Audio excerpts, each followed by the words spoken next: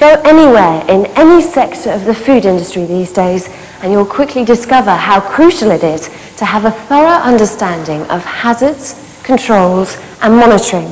Identifying hazards, implementing controls and checking that they're effective at points critical to food safety are essential to comply with the law and ensure safe food production.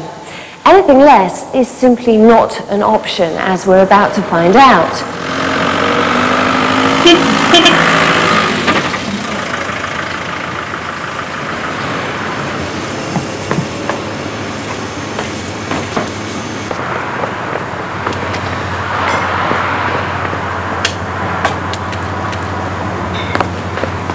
Hello, Gary. Wasn't expecting you today. Yeah, well, I got lucky, didn't I, Chef? So what do you got for us? There's a few mussels, some exotic fruits, and steaks. Lovely steaks. Well, I'm not paying you what you got last time. Steaks, the customers thought they were chewing beer mats. I got nothing but complaints. No, these are specials. Half the going rate, the whole lot. Oh, yeah, from where? Chef, please. Would you question the ways of an entrepreneur? Nah, doesn't matter anyway. The customers around here are rubbish. Do you know there was a time I pictured myself serving cordon bleu to the enlightened?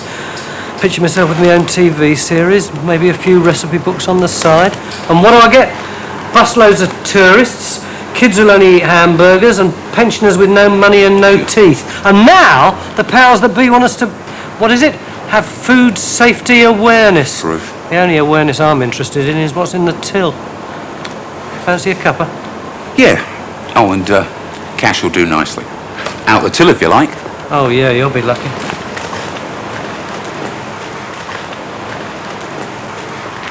So, apart from that, chef, what exactly is a hazard? In essence, it's something that can cause harm to a consumer, and that's why removing hazards is so important to all food businesses. You don't want to poison or injure your customers. They're unlikely to return, and you may even end up in court.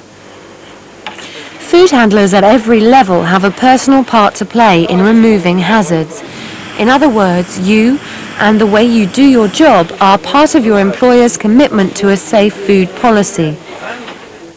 You don't have to look far to see the devastating effects of poor food hygiene.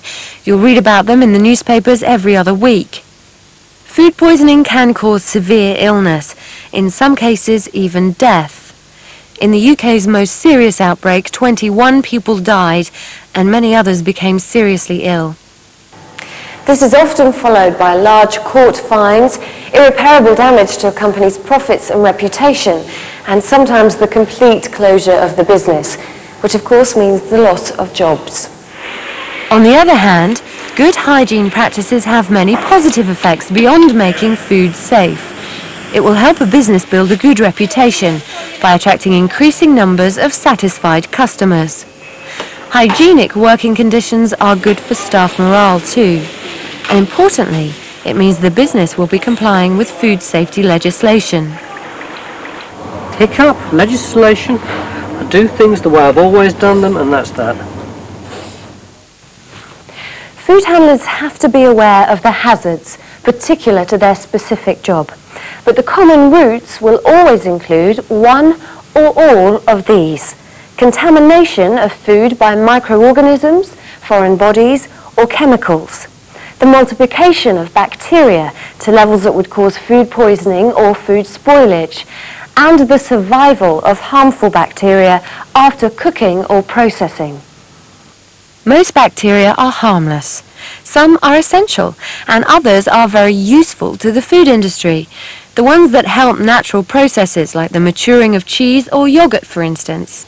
Unfortunately, some bacteria cause illness, including food poisoning, and other bacteria cause food spoilage. In food premises, it's quite impossible to eliminate all harmful bacteria. That's why food handlers must take steps to prevent food poisoning bacteria from contaminating high-risk food, and also prevent them from multiplying to produce the numbers that could cause food poisoning. So how do they multiply? On the right type of food, which contains sufficient moisture, first they need warmth, then time. They'll grow fastest at temperatures between 20 degrees and 50 degrees centigrade, and especially at 37 degrees centigrade. That's body temperature. Outside this range, they may grow, but more slowly. To stop their growth in food, it should be kept at temperatures above 63 degrees centigrade or below 5 degrees centigrade.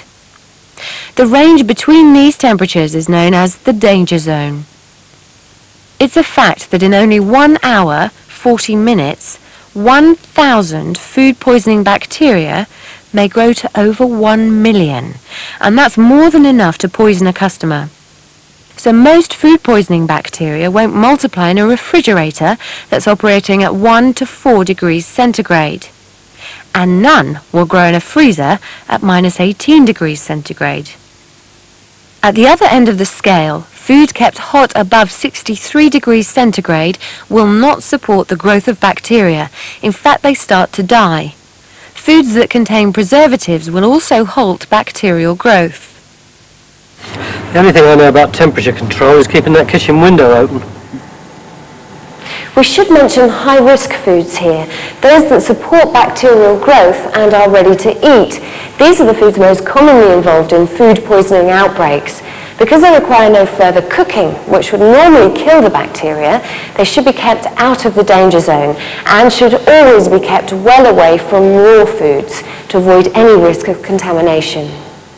High-risk foods include cooked meats and poultry, cooked meat products, milk, eggs and products made from raw eggs like mayonnaise, mousse and tiramisu, shellfish, seafoods and cooked rice.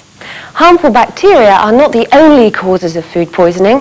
Viruses that have contaminated food can be to blame, or occasionally even chemicals. Metals like lead and copper can cause illness, as can poisonous plants like toadstools or even daffodil bulbs. However, bacterial food poisoning and foodborne diseases are by far the most common. Question: how many ways do food poisoning bacteria find their way into food premises? Answer: lots, as we'll discover. And one of the most important is being brought in by food handlers or even customers. Food poisoning bacteria are often found in the human nose, mouth, skin and intestine. Spots and cuts may also carry them, so you should avoid touching your face. Smoking is not allowed in food areas, not just because it involves touching the mouth. There's also the risk of cigarette ends contaminating food contact surfaces, or even worse, ending up in the food. Food poisoning bacteria in the mouth and nose are also reasons why food handlers should never cough or sneeze anywhere near food. And spitting is, of course, totally unacceptable. They're all routes for food poisoning bacteria directly to food. Cuts and grazes should be covered with a bright-coloured waterproof dressing. And food handlers suffering from any illness causing diarrhea or vomiting should not be working in a food environment at all. If you're ill, you should report to your supervisor. Most raw foods are sources of harmful bacteria, especially raw meat, poultry, unwashed vegetables, raw milk, shellfish and eggs. Insects have revolting habits, so they should never be allowed to invade food rooms. They frequently visit animal feces and cockroaches lurk in sewers. Then, if given the opportunity, they're attracted to uncovered food. How would you feel knowing you were eating food contaminated with insect feces and vomit? Rodents may urinate over food contact surfaces. Their urine, droppings and hairs all contain bacteria. If you see evidence of rodents, holes in sacks, gnawed cables, droppings and so on, tell your supervisor immediately and make sure any contaminated equipment or food surfaces in the area are disinfected immediately. And if you discover rodents have contaminated food or damaged packaging, destroy all the affected food immediately. Dust is another potential carrier of food poisoning bacteria, so always cover food or store it when you're cleaning. Food equipment may also need to be protected. Like rodents, wild animals, domestic animals and birds all carry food-poisoning bacteria on their bodies and in their intestines. Bacteria will always be on their hair, feathers or feet, so it's a must to keep them out of the food environment. Bacterial contamination is not the only hazard. There are physical and chemical contaminants too. Foreign bodies like glass, nails or insects have found their way into food. These are known as physical contaminants. So food handlers should never wear jewellery, items like earrings, watches or rings. They're definitely not part of the recipe.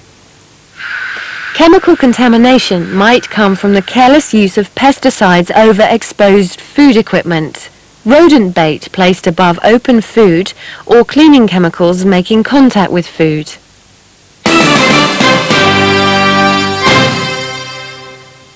All this talk about contamination, I haven't a clue what they're on about. Before you even get to work, there are things to think about.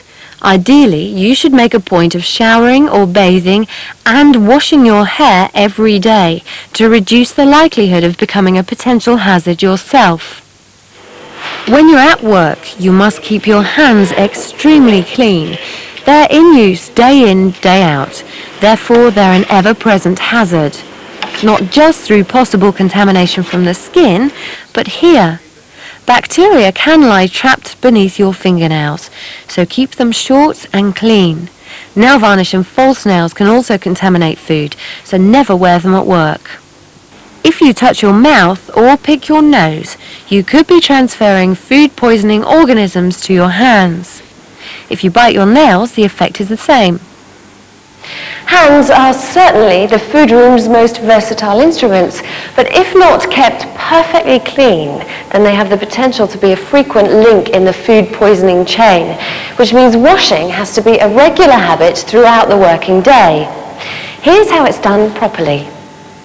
Wash either with a warm water spray or a wash hand basin filled with hand-hot water. Use plenty of soap. Now wash your wrists and forearms. Next, the hands, washing particularly well between fingers, and don't forget the palms and thumbs. Don't forget, always use a nail brush when you wash after using the toilet or after handling raw food. Finally, rinse. You can use either a disposable paper towel, a hot air dryer, or a roller towel. But not one of these. This dirty towel will do more harm than good. You should wash your hands regularly throughout the day, but especially after using the toilet, immediately entering a food room, and before handling food or food equipment.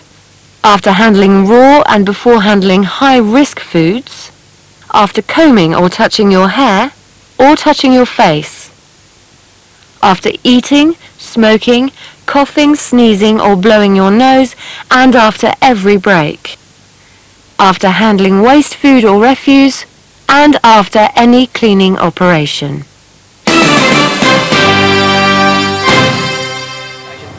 Yeah, Gary, you do a bit of plumbing. That wash-hand basin in the kitchen's still blocked. Could you look at it sometime? All right. As we've seen, harmful bacteria can be transferred directly to high-risk food by people, insects, rodents or by raw food contact. But there are other ways in which harmful bacteria get from their source to high-risk food, and the things that transfer them are known as vehicles. The paths they use to get to high-risk foods are known as routes. The first and most obvious we've already covered, the hands, but here they are in action. Right, okay, I've got that. Right, that's fine. Bye.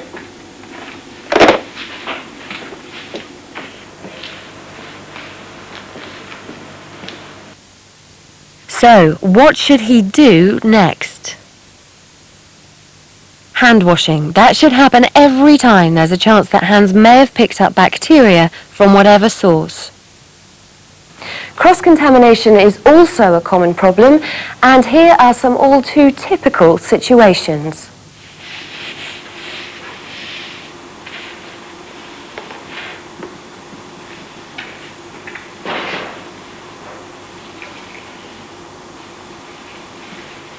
Sharing one cloth with these two food surfaces is asking for trouble.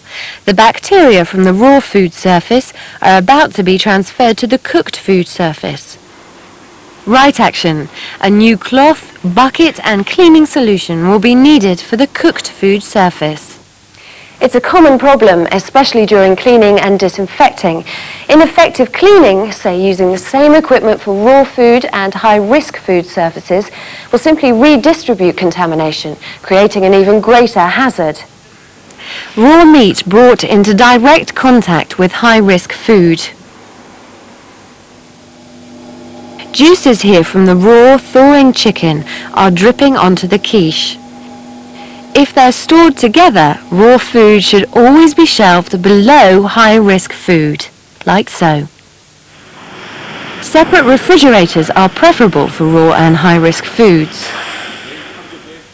Indirect contamination is by far the most common way for transferring bacteria. The knife for the raw chicken should never be used for high-risk food. Waste is another source of bacterial contamination, so hand washing is essential every time food handlers deal with refuse. Waste and spoiled food should never be allowed to accumulate in food areas, as there's a clear risk of cross-contamination. Waste should be removed from food rooms as quickly as is practical, and external bins kept shut with tight-fitting lids to keep out flies, wasps and birds. To prevent food poisoning, we must eliminate roots, and this involves good hygiene practice and effective cleaning and disinfection. So what I say is, all these hazard rules don't put a penny on what I make.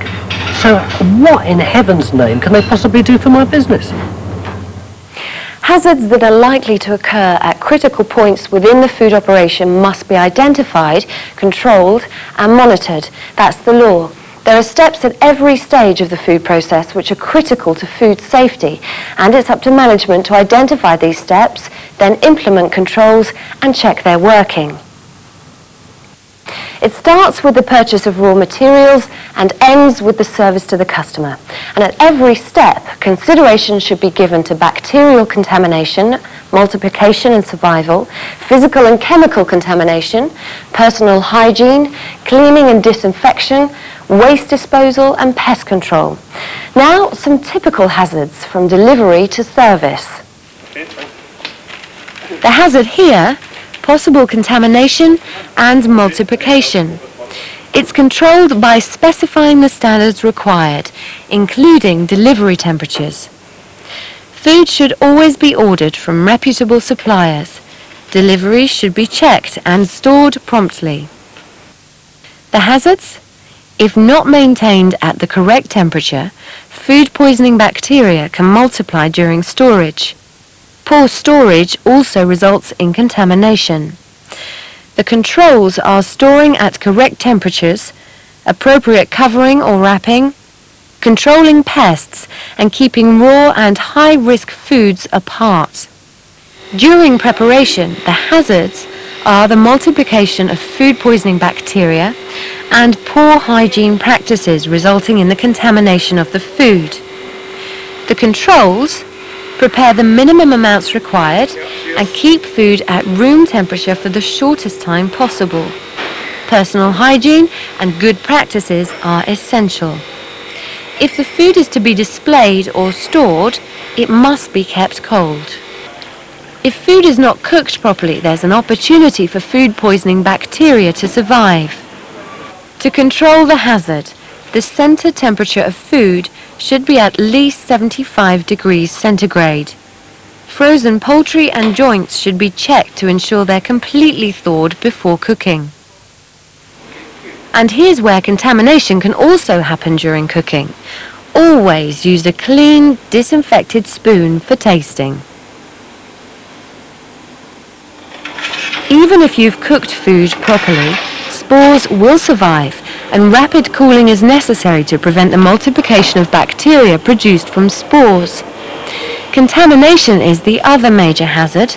Cooled food must be protected and never cooled in the same area where frozen food is being thawed. Food poisoning bacteria can multiply at the service stage, and food can become contaminated. Good hygiene practices and high standards of personal hygiene are essential controls. Food should be kept at a temperature below 5 degrees centigrade or above 63 degrees centigrade, and must be sold within shelf life and prevent possible contamination by customers. Every critical control point must be monitored. This involves a range of disciplines, including audits and visual checks, checking date codes, condition and temperature of food, equipment, cleaning schedules, and competency testing of staff. Although different sectors of the food industry have different hazards, controls, and monitoring, the need to identify the steps critical to food safety remains the same. Hygiene awareness for food handlers has never been more important than today. It's important for you, for the company you work for, and the customers you serve. Hazards will always be with us, but do your job well, and food safety will strike back.